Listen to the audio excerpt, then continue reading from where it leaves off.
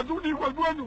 Él era don Raúl Carvajal, un hombre de 73 años que pasó casi 15 de ellos exigiendo justicia por la muerte de su hijo, homónimo de él, un soldado al que miembros del ejército habrían asesinado por negarse a cometer un falso positivo. Este sábado 12 de junio, don Raúl murió por COVID-19.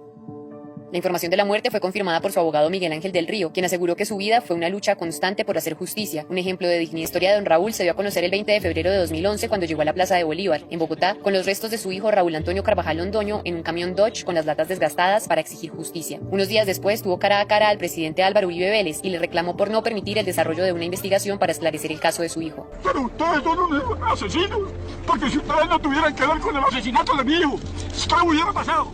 Ustedes hubieran dejado que se investigara. Y yo personalmente a usted le entregué una carta en la finca Lubérrimo.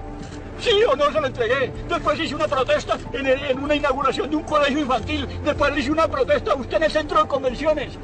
Y ustedes no han querido dejar que se esclarezca el asesinato de mi hijo. ¿Usted me deja hablar? Sí, hable. Diga otra mentira. Primero, comprendo su dolor. Pero su calvario empezó 5 años antes.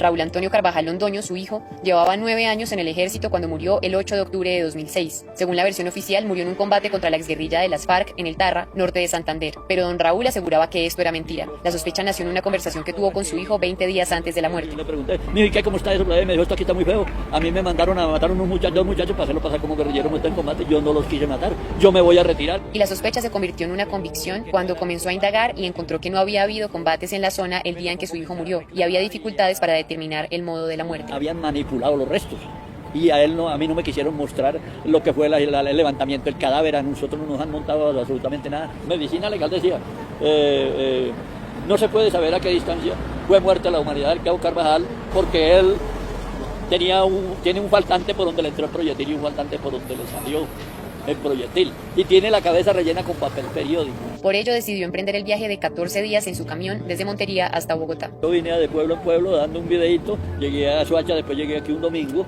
y me metí acá a la Plaza de Bolívar porque yo quería que se hiciera la nueva necropsia, porque yo sabía que había sido torturado, es decir, ya yo lo había visto el cuerpo de mi hijo que tenía señales amarrado de pies y manos, y yo dije, no, pues ¿cómo voy a dejar yo en la impunidad que se quede la muerte del muchacho? Don Raúl no solo le reclamó a Álvaro Uribe Vélez. El 12 de enero de 2012, cuando Juan Manuel Santos era presidente, también cuestionó su actuar como ministro de Defensa de Uribe.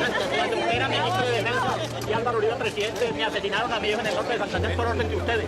Quiero que me diga una cosa, ¿por qué ustedes no han dejado que se investigue el asesinato de mi hijo, que era cabo primero del ejército? Usted era el ministro de Defensa en el 2006 y asesinaron a mi hijo en el norte de Santander. Usted con Álvaro Uribe Vélez.